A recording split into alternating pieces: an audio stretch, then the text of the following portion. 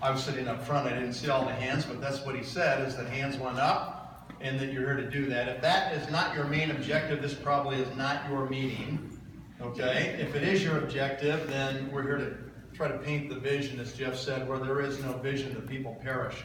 You know, there's no hope, there's no future. You know, there's no possibility if you sit there and just think, well, all there is this. You know, people want to believe that the future is going to be better than today. People have to have progress, right? The world moves forward and things happen. And Nu Skin is committed to doing the research and development and making the investments to keep up with that kind of a change. And so today, because they're doing those things, we have amazing opportunities right ahead of us right now. So Jeff talked about entry points. He talked about building a footprint and having those footprints impacted by different events that come from the company. And these entry points are different things, right? They can be new country openings. And Jeff described his experience with the opening of Thailand. And I was there. I was watching people fight for those distributor agreements. I watched team elites elbow each other, like check them like a hockey, move. And people trying to get these agreements, and it was just an amazing opening.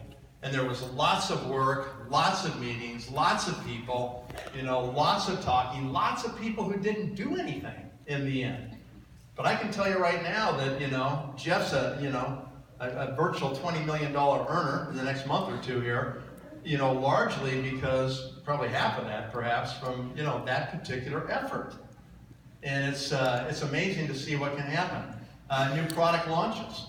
I was lucky enough to be involved in kind of learning about this device and finding this device and showing Nu Skin this device. And because of that device, a lot of you in this room came into this business. You're here today because that was the entry point that you came into the business as part of that, right? And I can tell you that I personally made about 20 million just from the action in my downline that happened with this. Okay? So you talk about having, serious, significant things that take place. These entry points are real. These are not things to be dismissed easily. And you have to give some thought to these points, and you have to understand what's going to happen and how you execute, how you take advantage of that. These entry points, it attracts serious people. I mean, these people are aggressive, I remember sitting in Japan before the opening, and I had this group of leaders, and I said, there's 10 people right here. You guys are all serious, you get it, but I can promise you that there's at least 100,000 people in this country that if they knew what you knew, they would kill to get into this business right now and do it. It's about having the knowledge at a certain time or a certain place, right? And when people who are serious business people hear that they've got an inside track, that they've got some kind of angle, they've got some kind of edge that's going to give them an advantage, that they know things that other people don't know yet, that they can predict basically the future, they can read the tea leaves out ahead before they're obvious to everybody else. When they understand it like that, I mean, there is an aggressiveness that wells up inside of people like that where they are literally laser focused. I mean, it's literally like, I am going to walk through walls and eat nails. I don't care what it takes. I'm going to figure this is going to happen right now with this one. Okay, so that's what we've seen. And sometimes we get these product launches that are brand new concepts. They literally revolutionize an industry. They change maybe entire categories. And that's what happened, right? This made a new category. Before this device, no one ever knew if their supplements actually worked in their body or not. It was impossible to know.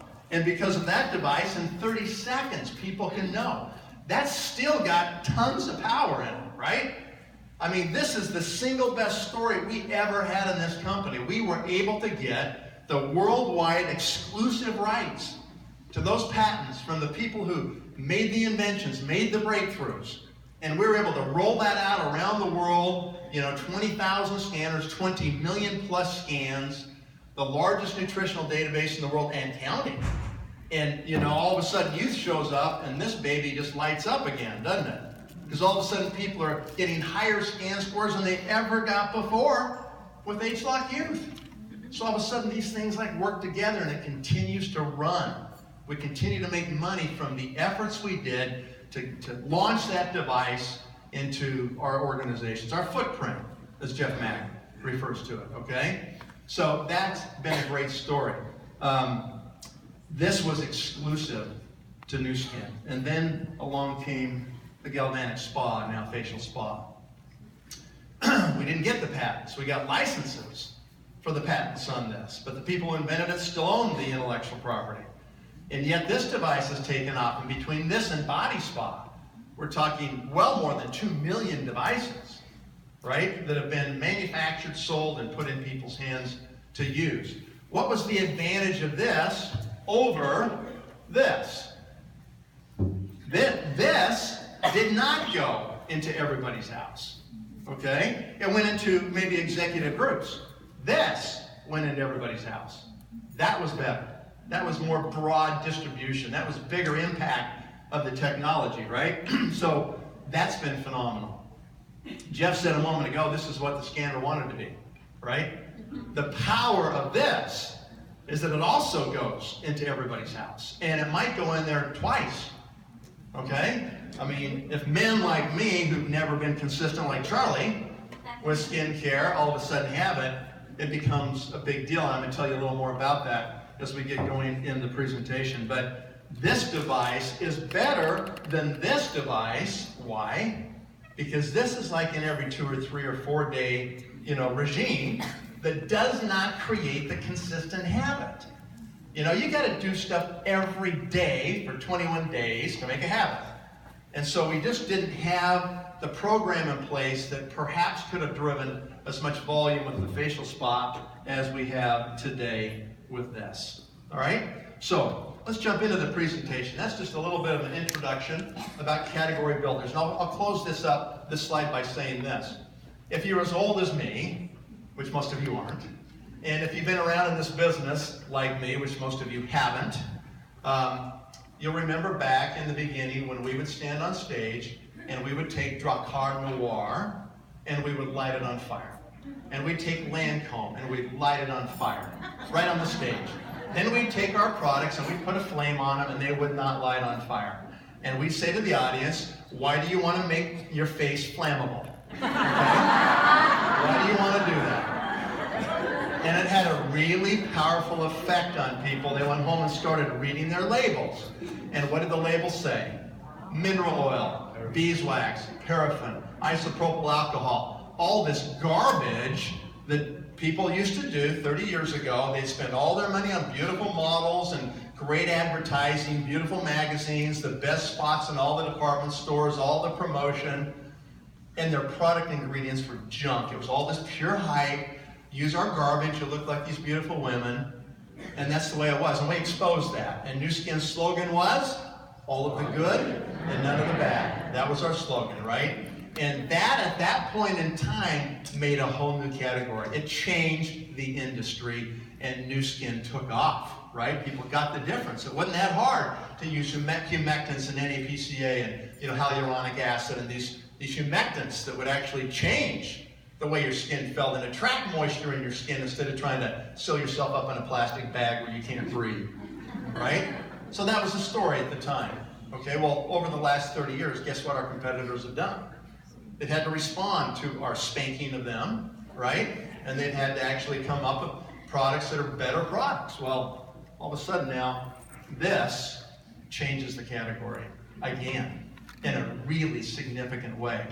The good news is we got the patents that don't allow them to follow us while we're spanking them. Okay? That's the good part of it. Okay? All right. So that's exactly what we're doing. We talked about this a year ago.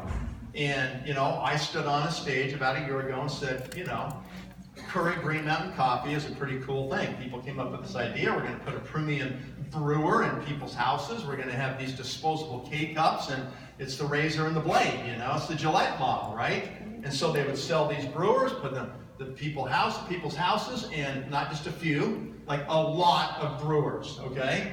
Like 45 million machines. And I want you to keep that number in mind when we start talking about capturing a room in people's houses. They captured the kitchens. They got 45 million machines deployed in people's kitchens with this company that's, done a phenomenal job. 30 billion servings, K-cups. Okay, think about those kinds of numbers. It's just mind-boggling. And the idea was solid enough that they just got bought for $14 billion, basically. Okay, they sold their idea to a group for $14 billion. That's a capital B. Okay, that's a big number. So, is the model proven? Is this kind of a model work? Have people done this and captured other parts of the house? Sure they have, right? The offices, people have a printer in your home office, right? Or your nook or your den or your cranny or whatever you're using for your home office. And, this is a phenomenal thing. We've talked about 40% of Hewlett-Packard's profits are ink. I talked to one of our team elites who went to Office Depot store a couple weeks ago in Florida and got a conversation with the store manager, and they admitted 39% of their volume is ink cartridges in Office Depot, an average store. So this consumable thing, having a device that locks people into a certain type of consumption is really great, right? I don't know about you, but I don't print every morning and night. Okay? But that's what Ageloc Me is going to do. It's going to remind you, and it's going to be a habit. And it's phenomenal how this business worked for those guys, right? So we talked about the scanner, and we talked about what it has led to. And it's been a new device, but it wasn't an every home device. Nevertheless, the results have been spectacular, and we're going to see it with not only the products we launched it with, but now with Ageloc Youth, right? I mean, we've got a phenomenal product in Ageloc Youth. We're not here today to discount or diminish in any way the value of Ageloc Youth. It's just the difference is it's here, okay? Well, in a week or two, but we've got it. A lot of us have it, right? And so it's kind of already there. And it's harder to go to brand new people and say, you know what, there's only 33,000 people already on it in America, but you can be the next one. Isn't that exciting? Don't you want to be the next one? And they might, and they may want to use it for themselves, and there's millions that will, okay? But from a recruiting point of view, when you're trying to grab serious people that want that angle, that edge, that inside track, they want to be involved before it even happens, okay? That's where you get the power, the promotional power of this kind of a story. That's the power of it. It's an interesting thing. It's an interesting, study of people's behavior and how they think about things. I remember when October of 1992 happened, we were expecting Japan to open in January of 93. And we had put together significant efforts and work and travel and thousands of meetings, and we were teed up. And all of a sudden some events happened that caused Nu Skin to delay the opening. And I remember I had to send a fax, because in those days we didn't have the internet, and I had a fax machine that would auto-dial off of a software program in my PC.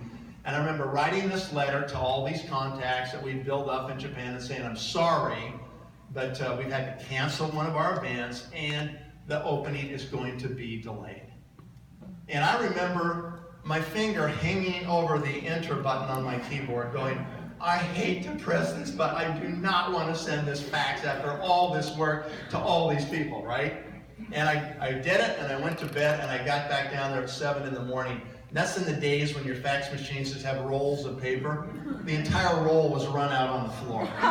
It was empty, saying put a new roll in me, and I did, and it ran that whole roll out. Hundreds of faxes came back overnight. What do you mean it's not going to open in January? What do you mean we can't have our meeting, And some people's response was, I am ticked. Don't ever call me again. I'm done with this thing. Some people are like, okay, well, I'm disappointed, but you let me know once you really know it. Don't call me until you really know. Okay? And I got a few faxes, not a lot, but a few back from people, one particular that just sticks in my head that said, good. This is really good. And the reason it's really good is because I just got multiple more months of being able to say it hasn't even started yet. You can be among the first. Okay? That person has been the top